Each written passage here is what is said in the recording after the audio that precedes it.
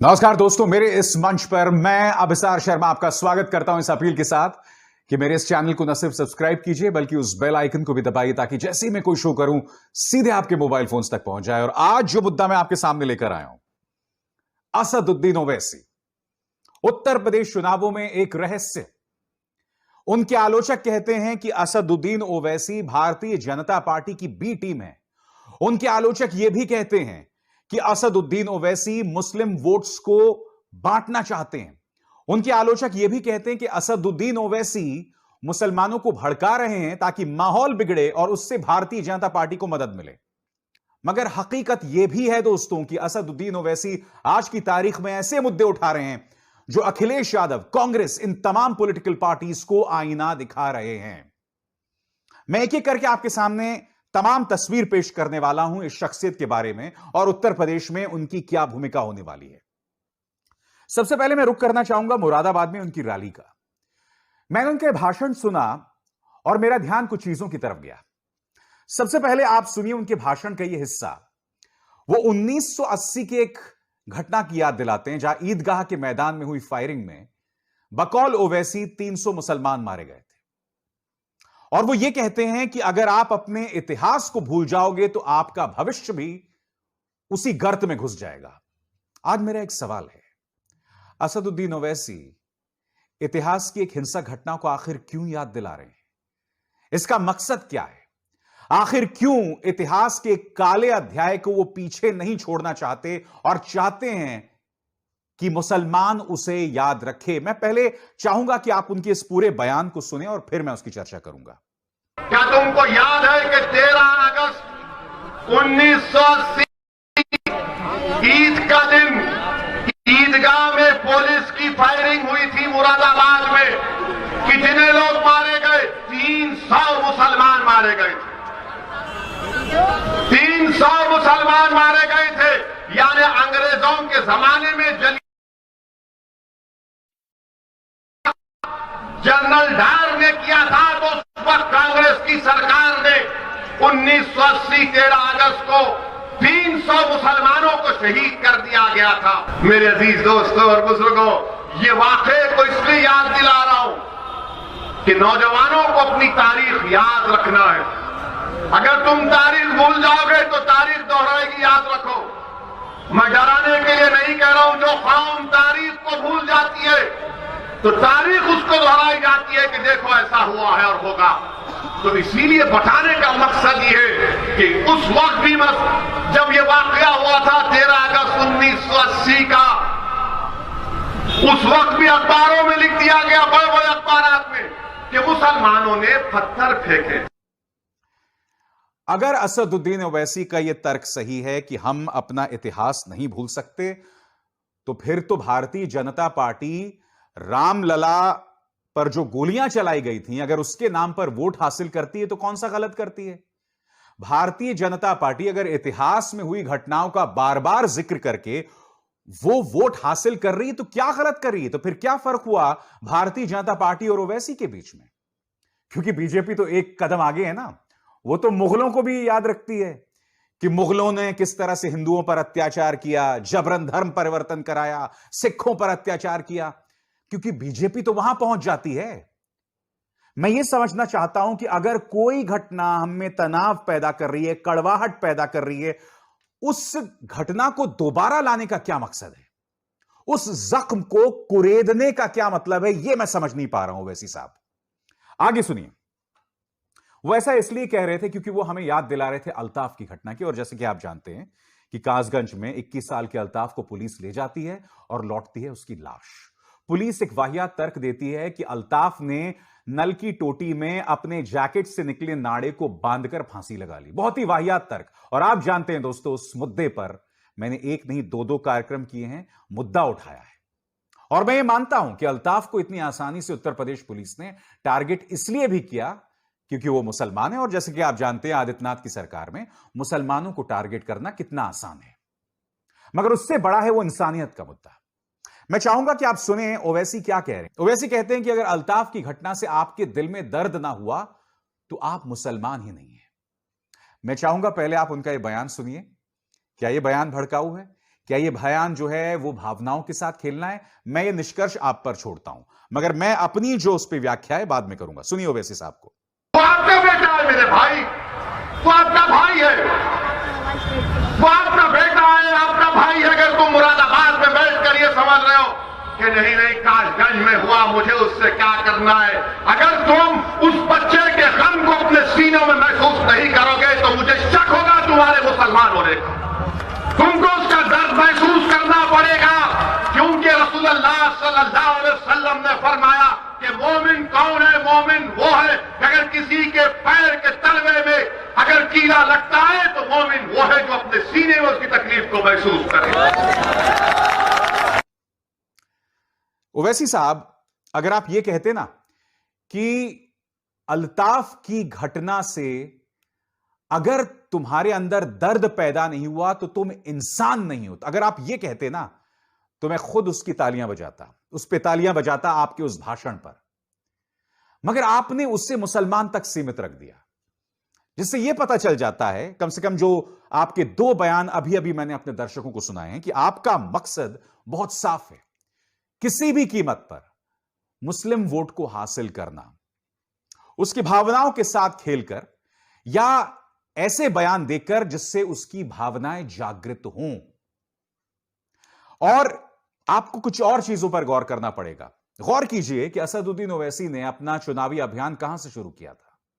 असदुद्दीन ओवैसी ने अपना चुनावी अभियान अयोध्या से शुरू किया था। और सबसे दिलचस्प बात यह कि जब उन्होंने अपना चुनावी अभियान शुरू किया था तो उनकी पॉलिटिकल पार्टी ने जब उनका प्रेस कॉन्फ्रेंस किया था तो झंडों पे, बैनरों पर अयोध्या नहीं लिखा था, फैजाबाद लिखा था। आप जानते हैं दोस्तों, योगी आदित्यनाथ जब से मुख्यमंत्री बने हैं उन्होंने फैजाबाद का नाम बदलकर अयोध्या कर दिया। फैजाबाद नाम की अब कोई चीज नहीं है, ना फैजाबाद जिला है ना कोई शहर है, जिला अयोध्या है। ऐसे में मेरा प्रश्न यहां पर कि असदुद्दीन ओवैसी जो हैं या उनकी पॉलिटिकल पार्टी उसे फैजाबाद क्यों बुलाना चाहती? हालांकि उस प्रेस कॉन्फ्रेंस में कहा था, नहीं साहब गलती हो गई होगी, ओवैसी साहब ने खुद उस प्रेस कॉन्फ्रेंस में कहा था। दूसरी बात, अलीगढ़ में दोस्तों एक गांव से दलितों की बारात गुजरती है। इनके पार्टी का एक नेता नाजिम अली उस बारात को रोक देता है, जाने नहीं देता और कहता है कि साहब मस्जिद के सामने से दलितों की बारात नहीं जाएगी, मस्जिद में सिर्फ नमाज अता होगी। मैं ये समझना चाहता हूं कि ओवैसी की पार्टी को एक भी सीट हासिल नहीं हुई थी पिछले चुनावों में, मगर उनके पार्टी का नेता खुलेआम इस तरह के भड़काऊ हरकतें कर रहा है। असदुद्दीन ओवैसी ने आज तक इस मुद्दे की आलोचना क्यों नहीं की? क्या दलितों को अधिकार नहीं है कि वो अपनी बारात निकाल सकें? आखिर उनका नेता इस तरह से अलीगढ़ के उस गांव में हालात को क्यों भड़का रहा है?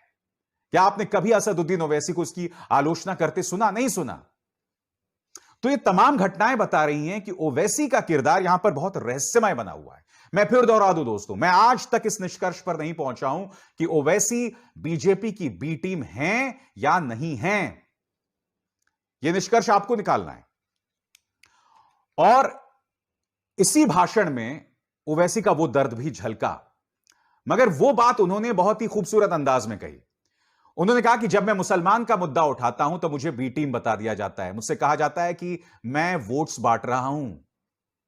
मगर समाजवादी पार्टी, बीएसपी और कांग्रेस तो वो मुद्दे ही नहीं उठाती। क्या कह रहे हो वैसे आप खुद सुनिए। और तुमको मौका इसलिए मिल रहा है कि जब मुसलमान के घर को तोड़ा जाता है तो ना अखिलेश बोलेंगे, ना कांग्रेस बोलेगी, ना बीएसपी बोलेंगी, सब खामोश बैठे रहेंगे। और अगर कोई एहतजाज बुलंद करता है, कोई सच्चाई का बयान करता है तो उससे कहा जाता है ये मुसलमानों के वोट काटने आया, ये बी टीम है, ये फला है। बोलो ना तुम भी। मैं कह रहा हूं कि जो गोरखपुर में हुआ वो पाकिस्तान का झंडा नहीं था, वो एक मजहबी झंडा हम लगाते।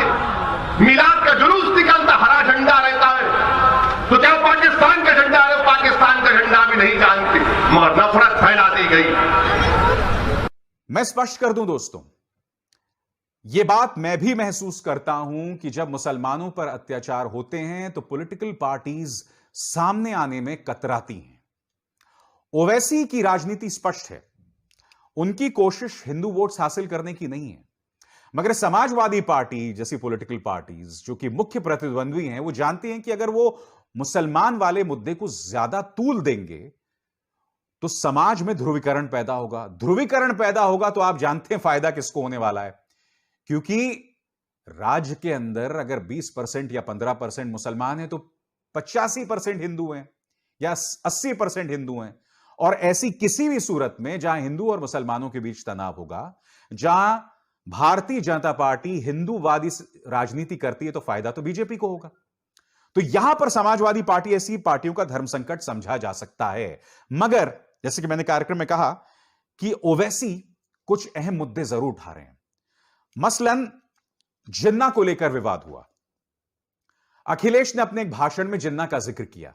भारतीय जनता पार्टी ने उनके भाषण को तोड़ मरोड़ कर पेश किया कि अखिलेश जो हैं स्वतंत्रता संग्राम में जिन्ना के योगदान की बात कर रहे हैं। ओवैसी ने एक बहुत खूबसूरत बात कही दोस्तों। वो कह रहे हैं कि सच तो यह है कि इस देश का बंटवारा जिन्ना और कांग्रेस की वजह से हुआ और दोष मढ़ा जाता है मुसलमानों के ऊपर। हम मुसलमानों ने, बकौल ओवैसी, मुसलमानों ने तो अपनी जमीन को चुन लिया, अपने देश को चुन लिया, फिर आप मुसलमानों पर इसका दोष क्यों मढ़ते हैं? क्या कह रहे हो वैसे, आप खुद सुनिए। पूछा जाता है भारत के मुसलमानों से कि पाकिस्तान बना तो हमारी वजह से बना। मैं चैलेंज करता हूं संघ परिवार के लोगों से, बीजेपी के लोगों से, या फिर ये समाजवादी पार्टी के जो लोग तारीख को नहीं पढ़ते, भारत का अगर बंटवारा हुआ तो मुसलमानों की वजह से नहीं, भारत का बंटवारा हुआ तो जिना की वजह से हुआ। उस वक्त मुसलमानों को वोट डालने का इख्तियार नहीं था, वही मुसलमान वोट डाल सकता था जो सरमायादार था या नवाब था या उसके पास इतनी जमीन थी या उसके पास कोई डिग्री थी। मुसलमानों को इल्जाम खड़ा करना भारत के दो टुकड़े का ये सरा है, ये मुसलमानों पर इल्जाम है और मैं इस इल्जाम को नहीं मानता। भारत के अगर दो टुकड़े हुए तो उसकी जिम्मेदार कांग्रेस पार्टी है, उसके जिम्मेदार वो तमाम उस वक्त के कायदीन है, हम जिम्मेदार नहीं है। हमने कभी पाकिस्तान को नहीं माना, अरे हम तो भारत को अपना देश मानते आए हैं और मानते रहेंगे। अरे अगर हमारी वफादारियों पर कोई शक करता है तो प्यारे आ जाओ, हमारे कब्रिस्तान आज भी इस बात के गवाह हैं कि हम सीना तान कर भारत की जमीन में सो रहे हैं और जब सुबह कयामत तक सोते रहेंगे और जब हशर का मैदान होगा तो इन्हीं कब्रों से मुड़कर इंशाअल्लाह ताला हशर के मैदान में जाएंगे। मुझे ओवैसी की एक और बात बहुत दिलचस्प लगी। वो कहते हैं कि आखिर ये तमाम राजनीतिक दल जिन्ना को क्यों याद करते हैं, अशफाकुल्लाह को क्यों नहीं याद करते, उन तमाम मुस्लिम नेताओं को स्वतंत्रता संग्राम में, उन मुस्लिम फ्रीडम फाइटर्स को क्यों नहीं याद करते जो अंग्रेजों से डरे नहीं, जो खुशी से फंदे को चूमकर फांसी पर चढ़ गए। उनको क्यों नहीं याद किया जाता, जिन्ना को क्यों याद किया जा रहा है? क्या कह रहे हो वैसे, आप खुद सुनिए। और फांसी के फंदे को मुस्कुराकर झूम लिया। अल्लामा फजल खैराबादी ने सावरकर की तरह अंग्रेजों से अपनी जान की भीख नहीं मांगी।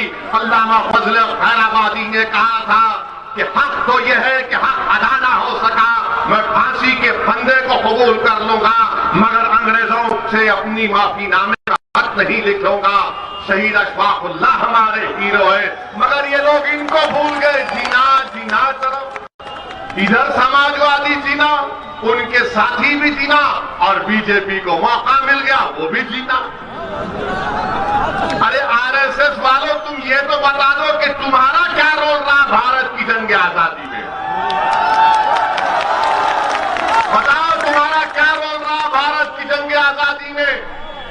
क्या ये बात सच नहीं है आरएसएस वालों कि तुम्हारा आरएसएस का लीडर ने कहा कि मत लो पंगा अंग्रेजों से, मत लो पंगा अंग्रेजों से, किताब में लिखा हुआ है कि आरएसएस के लोगों ने ये नहीं कहा था कि मत लो पंगा अंग्रेजों।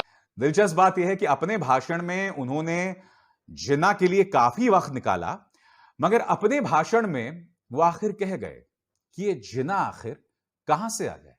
सुनिए। से आ गया मुझे समझ में नहीं आ रही। उत्तर प्रदेश के चुनाव में जिना कहां से आ गए, ये से पैदा हो गया हमको नहीं मालूम। इस जिन को तो हमने भगा दिया पाकिस्तान को के जाओ तुम, हम नहीं जाएंगे।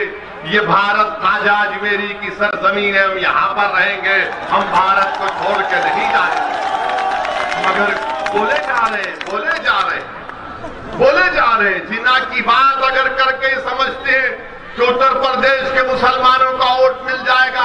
अरे उत्तर प्रदेश के मुसलमानों ने एक फैसला ले लिया है, जिन्ना की हमारे पास ना कभी अहमियत थी ना रहेगी इंशाअल्लाह ताला। दोस्तों मैं एक बात स्पष्ट कर दूं, हर राजनेताओं को यह अधिकार है कि वो राजनीति करे, वो वोट्स हासिल करे, वो चुनाव जीते, हर किसी को अधिकार है। जो अधिकार आपके पास नहीं है कि आप जनता को भड़काएं, आप नफरती सियासत करें, आप पर्दे के पीछे एक ऐसी डील करें जिससे आपके मंसूबों पर शक हो। मैं फिर दोहरा दूं, ऐसे कोई प्रमाण नहीं है इस वक्त, प्रत्यक्ष प्रमाण, कि ओवैसी बीजेपी की बी टीम है। मगर हकीकत यह है कि उनका किरदार इन चुनावों में बहुत रहस्यमय और दिलचस्प बनता जा रहा है। आप ये जानते हैं कि बिहार चुनावों में एआईएमआईएम ने 5 सीटें जीत ली थीं और जो महागठबंधन था उसकी लगभग उन्होंने कमर तोड़ दी थी सीमांचल के इलाकों में, क्योंकि सीमांचल के इलाकों में उम्मीद नहीं की थी तेजस्वी यादव ने कि ओवैसी को इस कदर सफलता मिलेगी। यही डर कुछ हद तक अखिलेश यादव को सता रहा है कि जो मुस्लिम बाहुल इलाके हैं कहीं वहां पर ओवैसी को ना फायदा हो जाए। मगर सवाल यहां पर यह पैदा होता है कि अयोध्या जैसी जगह पर आखिर जाने की क्या जरूरत है ओवैसी को, जहां पर मुस्लिम वोट्स कोई मायने नहीं रखते हैं। तो इससे सियासत बहुत दिलचस्प हो जाती है। और आप खुद देख रहे होंगे दोस्तों, ओवैसी जब भी जाते हैं उत्तर प्रदेश में, मीडिया जबरदस्त कवरेज देता है, भारतीय जनता पार्टी के जो नेता हैं उस पर प्रतिक्रिया भी देते हैं, उनको तरजीह देते हैं। कई ऐसे डिबेट्स हुए, मसलन मुझे याद है मैं आज तक पर डिबेट देख रहा था, एक तरफ ओवैसी खड़े थे, एक तरफ बीजेपी का एक नेता, और उनके पीछे हिंदू धर्म और इस्लाम जो है उसके धार्मिक चिन्हों के प्रतीक थे। आज तक से मैं पूछना चाहता हूं कि यह तो पॉलिटिकल डिबेट था ना, फिर आपने ओवैसी साहब के पीछे इस्लाम का धार्मिक प्रतीक और उस बीजेपी नेता के पीछे हिंदू धर्म का प्रतीक ओम क्यों लगा दिया? इससे पता चलता है कि भारतीय जनता पार्टी की नीयत में खोट है और गोदी मीडिया जो है वो किस तरह का खेल खेल रही है। इस शो में बस इतना ही। मेरी आप सबसे अपील कि इस कार्यक्रम को ज्यादा से ज्यादा लोगों तक पहुंचाएं। अभिसार शर्मा